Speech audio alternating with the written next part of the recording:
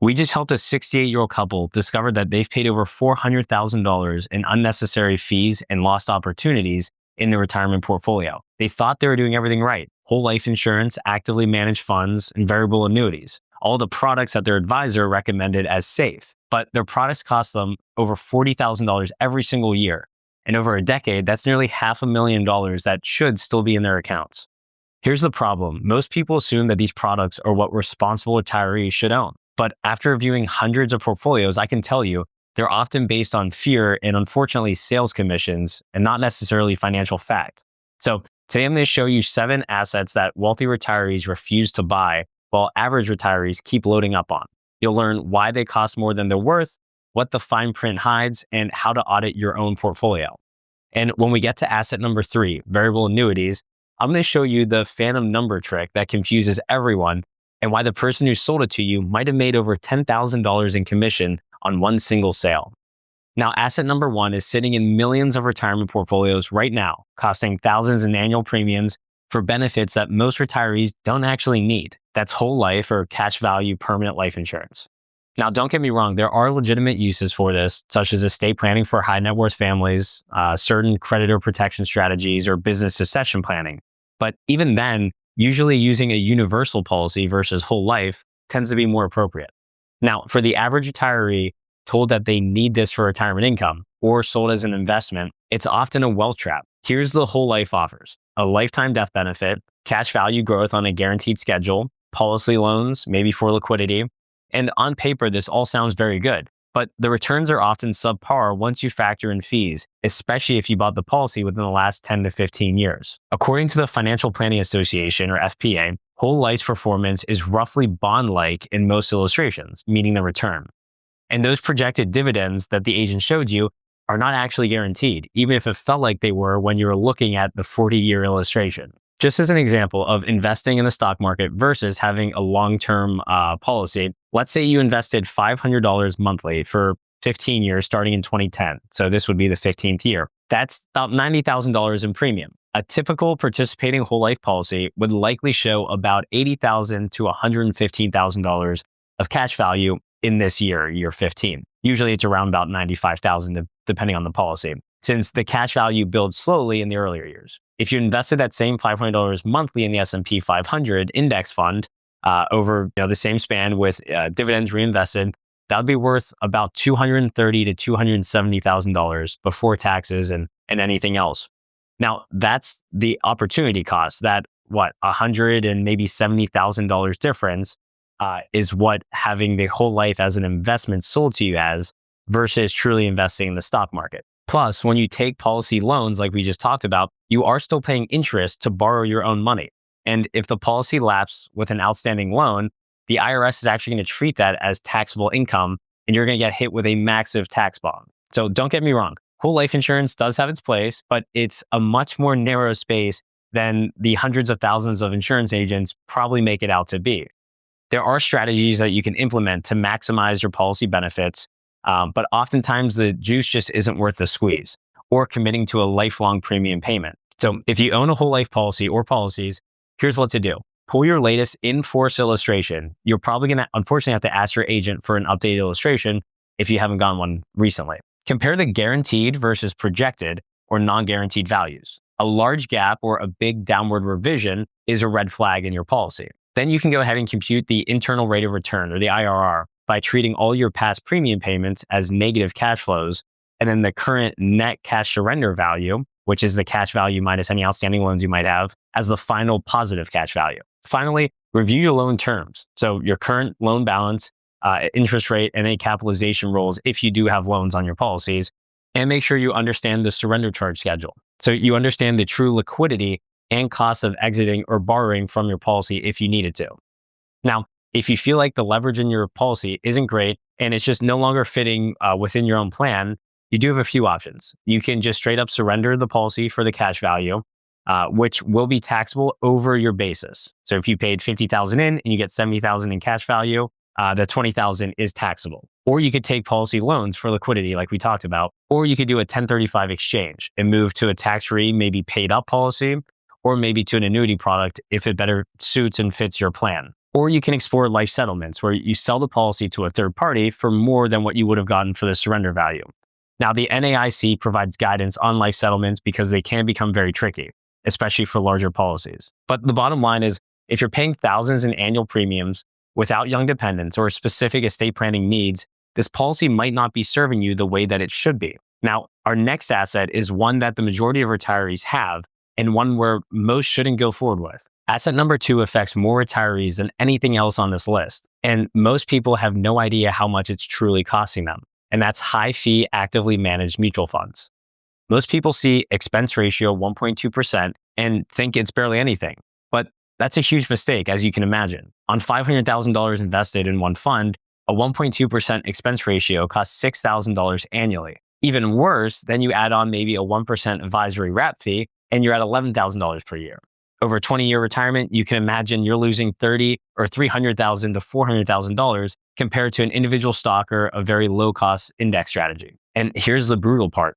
According to S&P's SPIVA report, roughly 85% to 90% of large cap active managers underperform the S&P over 15-year periods net of taxes and fees. That's really important. So you're paying extra to actually get worse returns. Even if your fund beat the market over the past 3 or 5 years, the persistence of outperformance is very, very rare. Past performance really does not predict future results with active funds. Plus, mutual funds create tax headaches in taxable accounts. It's something we've been seeing notoriously over the last several years. The fund manager trades inside the fund, and maybe there's distributions that the fund has to make, and then you get stuck with capital gain distributions at year end, even if you didn't sell anything, or even worse, if the market was down. So ETFs are far more tax efficient because of their structure, and that's why we're seeing millions of outflows from mutual funds into their ETF counterparts. Now, there are certain instances where mutual funds can make sense, and oftentimes it's limited to bond mutual funds, but that's for another day. So let's do a quick audit. Add up all of your fees, the expense ratio plus advisory fees, plus any loads or 12B1 fees on your mutual funds. You're going to have to do some digging to find this, and unfortunately, that might be done for a reason by the mutual fund industry. So you add up all these expenses by the total percentage, and then you multiply that by your account balance to see what your actual annual dollar cost is. Then you can check your past tax returns for capital gain distributions from all your different mutual funds, and you can add those up as well. Overall, what's your total cost when it comes to your investments in management? Now, I'm not saying that you shouldn't be paying for quality investment management or financial planning advice and saying that that's wrong because, well, I'm in that business. But you shouldn't be paying unnecessarily more than you really need to. And that's where I draw the line in the sand. Now, if you find yourself in a lot of mutual funds, you have a couple different options. You can transition to lower cost index funds or ETFs.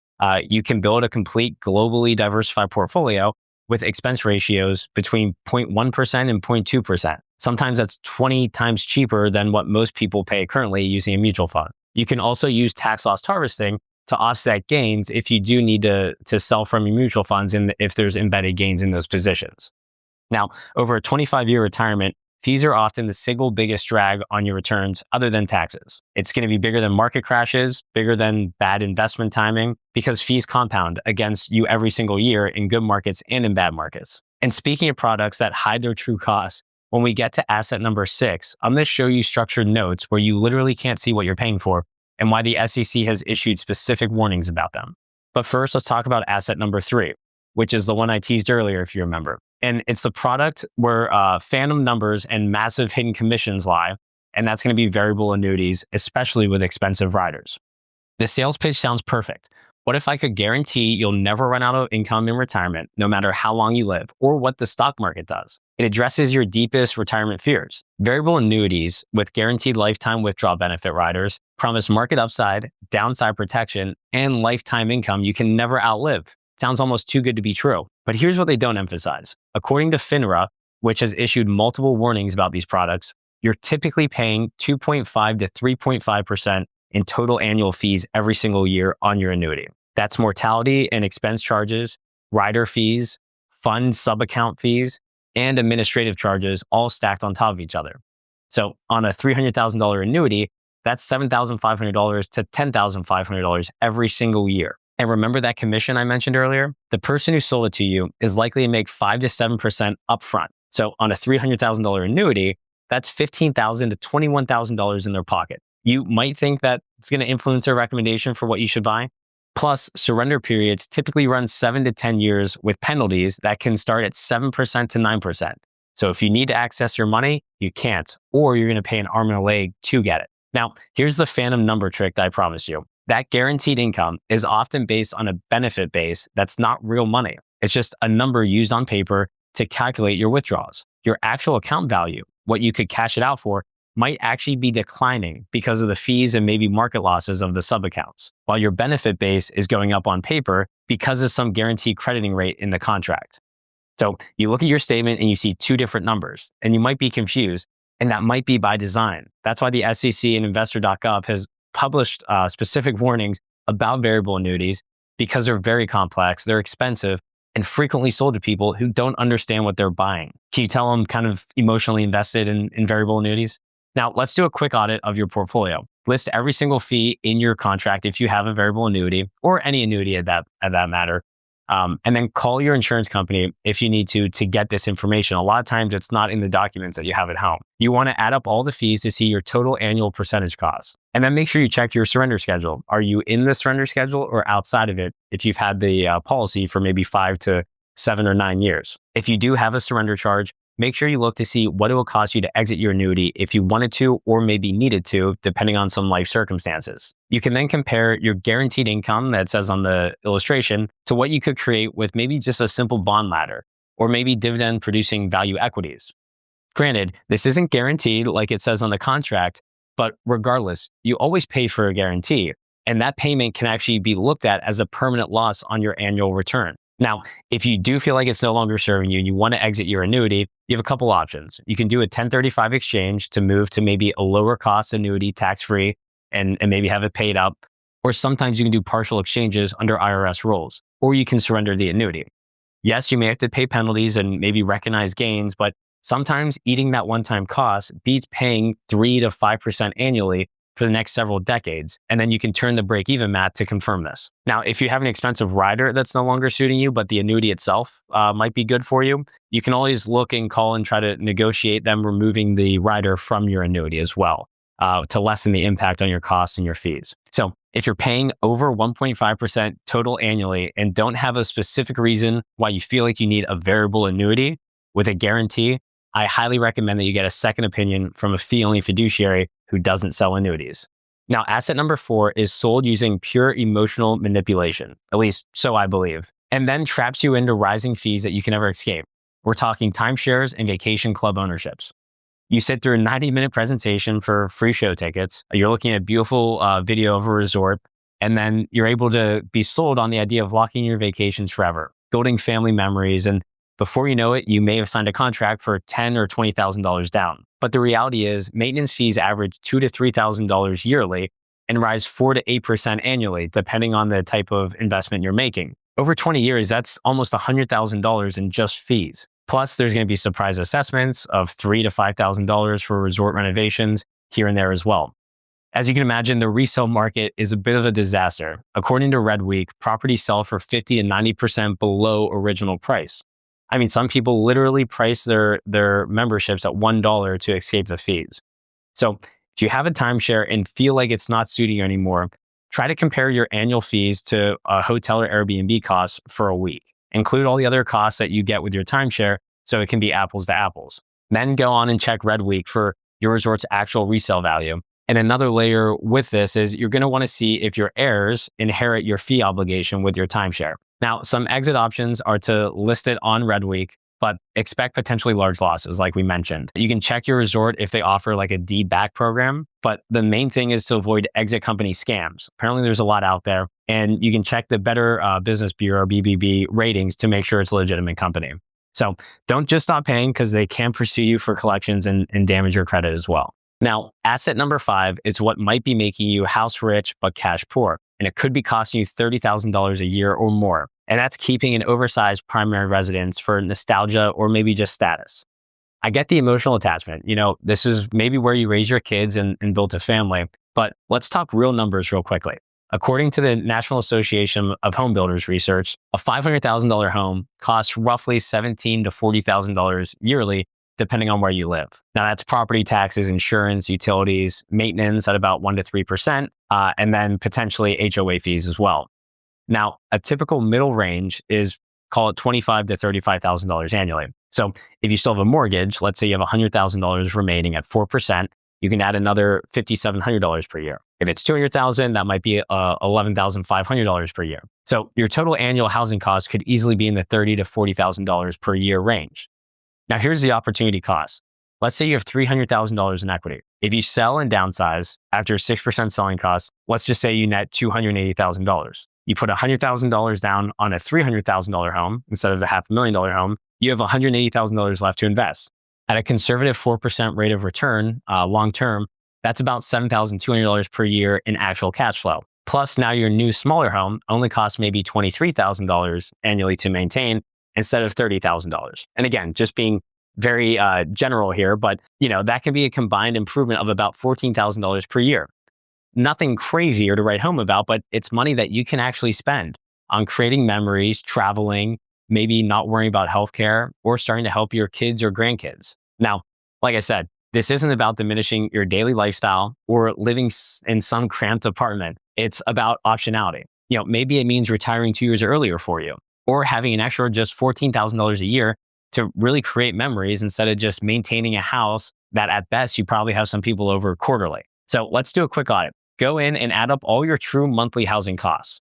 So we're talking property tax, insurance, utilities, maintenance reserves, HOA, mortgage, all of that. Then multiply it by 12 so we get an annual number. Compare what that is to a smaller home or maybe even a rental might cost. And then you can estimate what your net equity would be after 6 to 10% selling costs and calculate what that could generate at 4% annually as a conservative rate of return, just to see what that would look like for you. Now, you do have some options. You can sell and downsize to like the $300,000 home in our example, or you can move to a lower cost area. You could also consider reverse mortgages if you're over 62 and you don't really have direct heirs to inherit your house, though they are complex and can be costly. So proceed with caution on that. Another option, if you live in very high tax or cost states, is you could rent out part of the property if you have that ability, such as like an extra dwelling or something like that. But then that makes you a landlord, and without systems in place, it can be a nightmare. And just wait till we talk about asset number 7.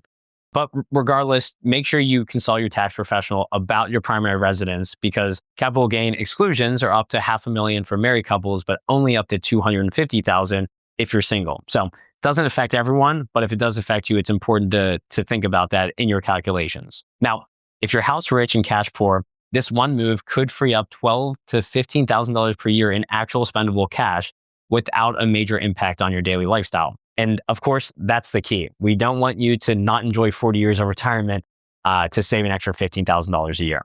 Now, asset number 6 is the one I warned you about, where you literally can't see what you're paying for, and the SEC has issued specific warnings: structured notes and exotic structured products.